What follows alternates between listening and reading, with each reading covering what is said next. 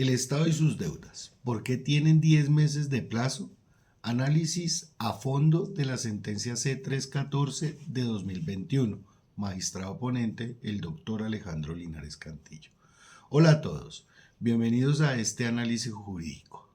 Hoy vamos a sumergirnos en las profundidades de una decisión de la Corte Constitucional que nos afecta a todos cuando tenemos una disputa legal con el Estado. Hablaremos de la sentencia C314 de 2021. ¿Alguna vez te has preguntado qué pasa cuando ganas una demanda y una entidad del Estado es condenada a pagarte? ¿Recibes tu dinero de inmediato? La respuesta es depende. Y esa diferencia es precisamente el corazón del debate que vamos a explorar hoy. Así que prepárate porque vamos a desglosar los argumentos, los artículos de la Constitución que estaban en juego y la decisión final de la Corte. Comencemos. El origen del conflicto. El artículo 307 del Código General del Proceso. Todo comienza con una norma específica. El artículo 307 de la Ley 1564 de 2012, nuestro Código General del Proceso. Este artículo establece una prerrogativa, un privilegio para ciertas entidades estatales. Cuando la nación o una entidad territorial sea condenada al pago de una suma de dinero, podrá ser ejecutada pasados 10 meses desde la ejecutoria de la respectiva providencia. ¿Qué significa esto en español? Que si tú demandas, por ejemplo, a un ministerio que es parte de la nación y ganas, no puedes forzarlo al pago hasta que hayan pasado 10 meses. La razón de ser de esta norma es darle tiempo al Estado para que organice sus finanzas, ajuste su presupuesto, el presupuesto general de la nación, y pueda cumplir con el pago sin afectar su funcionamiento. Pero la controversia surge con dos palabras: la nación. Un ciudadano demandó esta expresión argumentando que su interpretación y aplicación estaba generando un caos jurídico y una profunda injusticia. Los cargos de la demanda son una lucha por la igualdad y la justicia. El demandante no se guardó nada, presentó un caso robusto, argumentado que esa pequeña expresión, la nación, violaba varios de los pilares de nuestra Constitución, tales como el artículo 13, derecho a la igualdad, el artículo 2, fines esenciales del Estado, artículo 229, derecho del acceso a la administración de justicia, y el artículo 334, sostenibilidad fiscal. A continuación, desglosaremos cada uno de estos artículos. Bueno, primero, la violación al derecho a la igualdad, artículo 13. Este fue el argumento central. El demandante afirmó que creaba un trato diferenciado e injustificado por un lado. Tenías a las entidades del sector central, la nación, como los ministerios, que gozaban del plazo de 10 meses. Por otro, tenías a las entidades del sector descentralizado, como las empresas industriales y comerciales del Estado o sociedades de economía mixta. Un ejemplo perfecto es Colpensiones. Esto creaba dos escenarios absurdos: un trato desigual entre entidades del mismo Estado. ¿Por qué un ministerio sí y Colpensiones no? Un trato desigual para los ciudadanos. Si tu caso contra Colpensiones se resolvía en la jurisdicción contenciosa administrativa, tenías que esperar los 10 meses, pero si se resolvía en la jurisdicción ordinaria laboral, podías exigir el pago inmediato. Misma entidad, misma deuda, pero plazos de pago diferentes. Esto, según el demandante, era una clara violación del principio de trabajo igual, salario igual, pero aplicado a la justicia, a situaciones iguales, consecuencias jurídicas iguales. Bueno, pasamos ahora a realizar una síntesis de las intervenciones y posiciones institucionales. Si bien al proceso concurrieron distintos intervinientes tales como la Agencia Nacional de la Defensa Jurídica del Estado, el Instituto de Derecho Procesal, la Universidad Externada de Colombia, la Universidad Libre, la Universidad del Rosario y Laura Daniela Vanegas, centraremos nuestra atención en la posición de Colpensiones. Esta entidad sostuvo la inconstitucionalidad de la limitación. Señaló que la exclusión la obliga a desviar recursos de su misión esencial, o sea, el pago de las pensiones, al pago de intereses de mora y costas judiciales por no contar con el plazo de planeación que sí tiene la nación.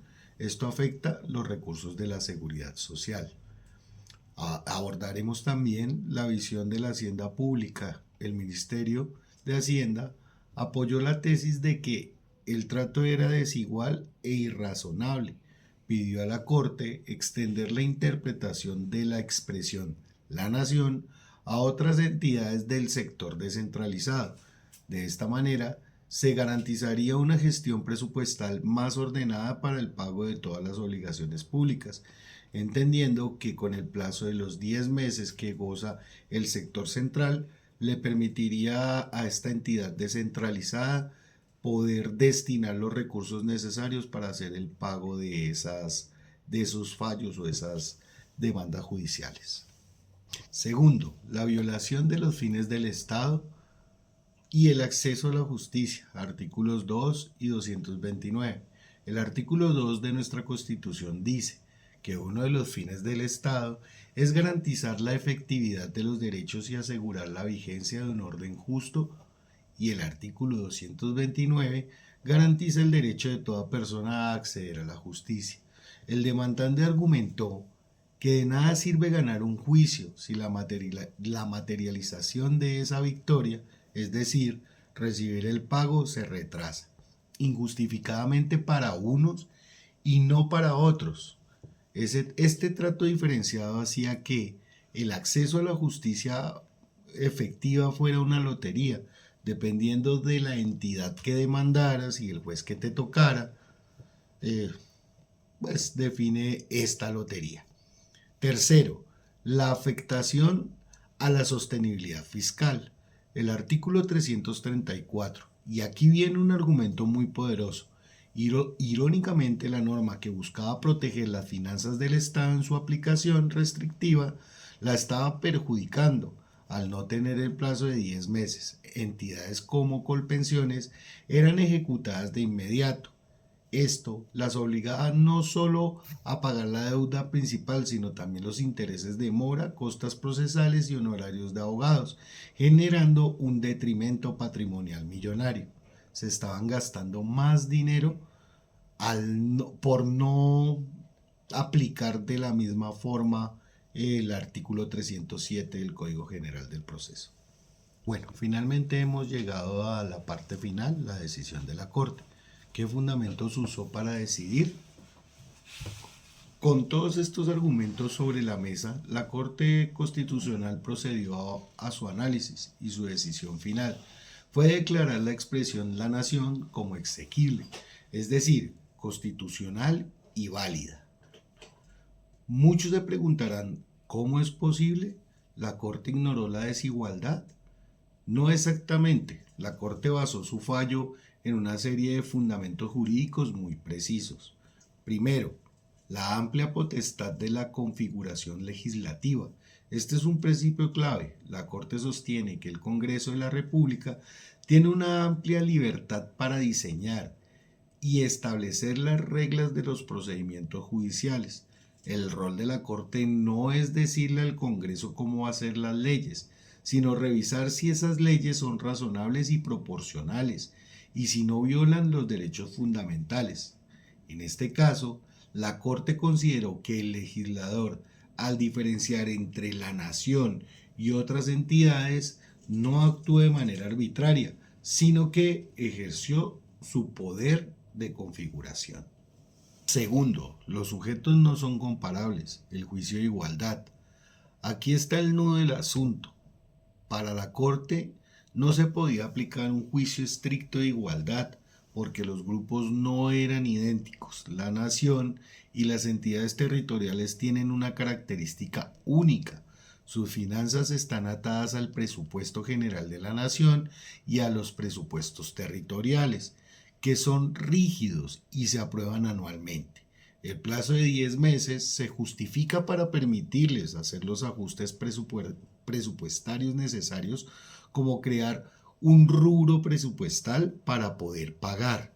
En cambio, las entidades del sector descentralizado, como Colpensiones, aunque manejan recursos públicos, tienen personería jurídica propia, autonomía administrativa y un presupuesto independiente. Por lo tanto, su capacidad de gestión financiera es diferente y más ágil, y no dependen del mismo proceso macro del presupuesto general de la nación para cumplir con sus obligaciones. Para la Corte, esta diferencia es lo suficientemente relevante como para justificar un trato distinto. Tercero, el rol de sostenibilidad fiscal. Respecto al argumento del gasto público, la Corte fue muy clara. Reiteró que la sostenibilidad fiscal, si bien es un principio constitucional importante para la salud financiera del país, no es un derecho fundamental en sí mismo. No puede ser utilizado como una excusa para limitar o desconocer la protección efectiva de los derechos de las personas, como el derecho al recibir el pago ordenado por una sentencia judicial. Bueno, finalmente hemos llegado a la conclusión. ¿Qué significa esto para nosotros? En resumen, la sentencia C314 de 2021 nos enseña que en el derecho no todas las entidades que llamamos Estado son iguales ante la ley procesal.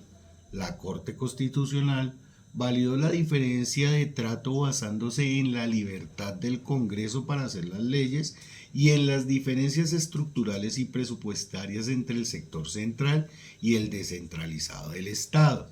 Entonces, la próxima vez que te enfrentes a un proceso contra una entidad pública, es fundamental saber a qué sector pertenece de ello. ¿A qué sector pertenece? De ello dependerá el tiempo que debas esperar para ver materializado tu derecho. Es una decisión compleja, con argumentos sólidos de lado y lado, pero que define con claridad las reglas del juego para la ejecución de sentencias contra el Estado colombiano. Espero que este análisis detallado les haya sido de gran ayuda. Si les gustó el video y quieren seguir aprendiendo sobre el derecho en nuestro país, no olviden darle un me gusta, suscribirse y compartir. Déjenme sus preguntas y comentarios abajo. Nos vemos en la próxima.